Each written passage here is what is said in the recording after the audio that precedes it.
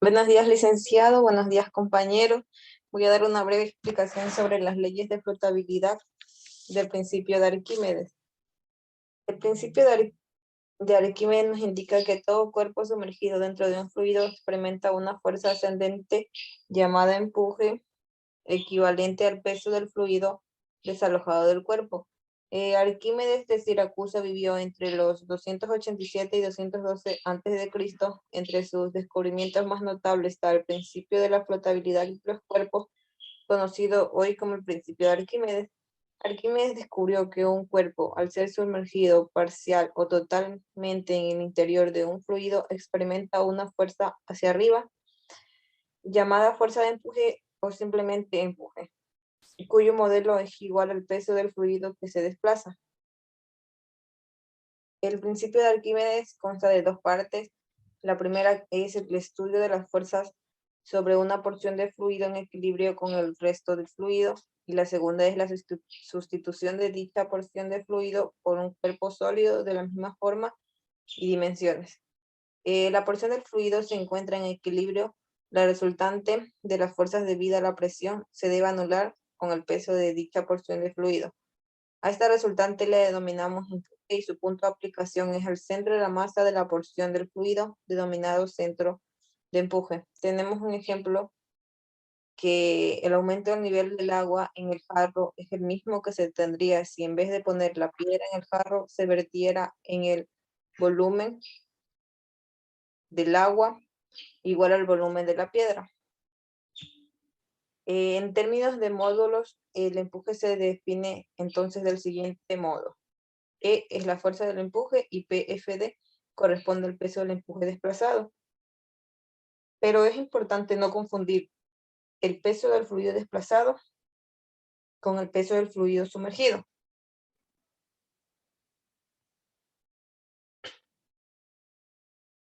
Hay una pregunta que siempre nos hacemos todas las personas, que es ¿por qué un objeto se hunde o flota? La flotación de un objeto depende de la relación entre su densidad y la densidad del fluido en el que se encuentra. Existen tres casos posibles. El primero es el objeto es más denso que el fluido. Esto quiere decir que el objeto se va hacia el fondo del líquido en el que está sumergido debido a que el peso del objeto es mayor que el peso del fluido desplazado y por lo tanto es mayor que el empuje. El segundo caso posible es el objeto tiene la misma densidad que el fluido. En este caso no podemos decir que el objeto se hunda o flote, aunque se trata de un caso particular en el que el peso del objeto es igual al peso del fluido desplazado y por lo tanto igual al empuje. Sin embargo, el objeto podría encontrarse igualmente en el límite de la superficie del fluido o en el fondo. El último caso posible es el objeto tiene menor densidad que el fluido. En este caso, el objeto permanece parcialmente sumergido, es decir, que no flota. Esto se debe a que si el cuerpo se sumerge completamente, su cuerpo es menor que el peso del fluido que se desplaza, de manera que asciende hasta la superficie. En estas condiciones, el objeto flotante desplaza un volumen de agua, que es una fracción del volumen total del objeto, lo que permite equilibrar su peso y su empuje. Bien, vamos a ver un experimento de composición de fuerzas de físicas. En concreto, composición de fuerzas con un fenómeno que estudia el físico Arquímedes y del que deriva el principio de Arquímedes. Bien, tenemos aquí un aparato muy simple que sirve para medir las fuerzas. Este aparato no es más que un pedazo de cartón, un tornillo y una goma o elástico. Cuando colguemos de aquí una masa, según la cantidad de masa, el elástico se alargará. Y de esta manera se puede medir una fuerza. Se puede poner una escala y ver a cuánto corresponde el alargamiento dependiendo de cada una de las masas que pongamos. En este caso lo vamos a hacer sin escala ni nada, de una forma más sencilla. Aquí hemos preparado una masa que es un pedazo de plastilina que es muy adecuado para lo que queremos hacer, porque tiene una densidad un poco mayor que la del agua. Bien, lo colgamos de este gancho y vemos que al levantar el aparato el elástico se estira un montón. Hemos puesto este cachito de cinta para que sirva de referencia para comprobar cómo el elástico se ha estirado al colgar una masa. que por su peso hace una fuerza sobre el elástico y lo estira. La Tierra atrae esta masa de plastilina y la masa de plastilina a su vez estira el elástico. El experimento que realizó Arquímedes. Mire que si lo dejo sin fuerza, el elástico vuelve a su estado original, pero aquí la fuerza es muy grande. Lo mismo vamos a hacer, pero vamos a sumergir la masa en el agua. Lo sumergimos lentamente en el agua y observamos que al sumergirlo en el agua la fuerza parece desaparecer. Ahora bien, la fuerza peso no ha podido desaparecer puesto que la Tierra sigue debajo y la fuerza peso sigue existiendo. Por lo tanto, esta masa sigue siendo atraída por la Tierra y sigue habiendo una fuerza que tira del objeto hacia abajo. Si la saco del agua, pues otra vez vemos que el elástico se alargará un montón. La cinta que servía de referencia baja y notamos la fuerza peso actuando sola. Si la volvemos a meter, vemos que otra vez la fuerza peso parece desaparecer.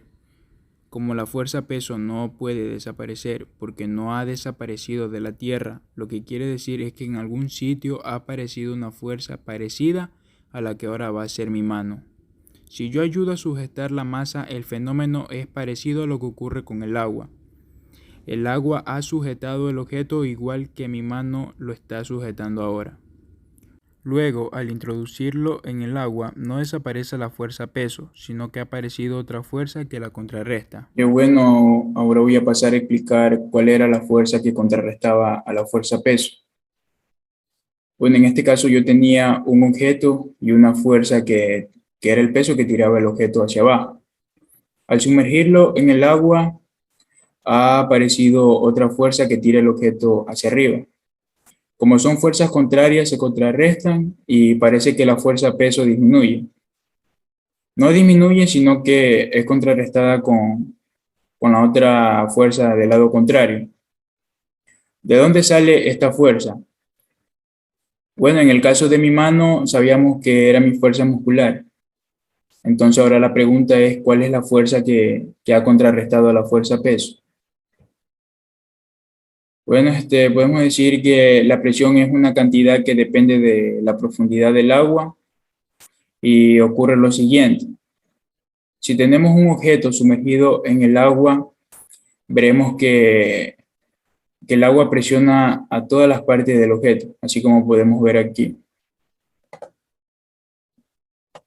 Como podemos ver aquí, que es presionado por las bases de arriba, la base de abajo, por los lados.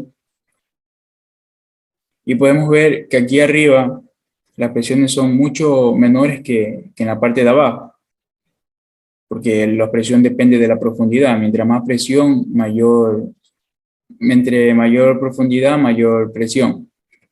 Bueno, aquí arriba las presiones son pequeñas, en el centro son medianas y al final las presiones son mucho mayores, puesto que hay mayor profundidad. Aquí estas presiones se pueden contrarrestar, esta con esta se contrarrestan y esta con esta también. Nos quedarían estas dos fuerzas de aquí, las que son en la base 1, que sería la parte de acá arriba, y la base 2, que sería en la parte de acá abajo.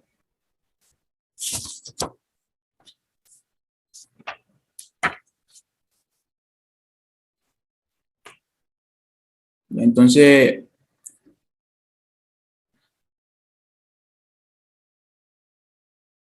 ¿qué ocurre con la fuerza, las presiones pequeñitas que hay aquí arriba y las presiones mucho mayores que hay abajo? Pues lo que ocurre es que las presiones del agua hacia arriba ganan a las presiones del agua hacia abajo, puesto que la presión en la parte de abajo del objeto es mayor que la parte de arriba. El resultado de todo esto se puede representar con una sola fuerza que se llama resultante. Podemos eliminar estas fuerzas y solo dejar una que empuja el objeto hacia arriba. Y a esta fuerza se le llama empuje del agua. Y esta fuerza es el resultado de todas estas presiones que son diferentes según la profundidad. Esta fuerza resultante es la que hemos dibujado aquí y es la que ha contrarrestado el peso del objeto que tira hacia abajo. Si las dos fuerzas son iguales, el objeto se queda entre dos aguas. Si el empuje es mayor que el peso, el objeto sale hacia arriba y flota. Si el peso es mayor que el empuje, el objeto se hunde, pero con menos aceleración porque la fuerza es menor que si no hubiera agua. Y yo creo que todo el mundo ha comprobado esto. O sea, y un claro ejemplo puede ser cuando queremos alzar una persona dentro del agua, ya sea una piscina. Podemos ver que podemos alzar a esa persona sin ninguna dificultad, pero ahora si lo intentamos hacer eso fuera del agua, eh, va a causar un esfuerzo enorme. Entonces hemos llegado a la conclusión que dentro del agua esta misma le ayuda a sujetarlo, empujando a la persona hacia arriba. Gracias.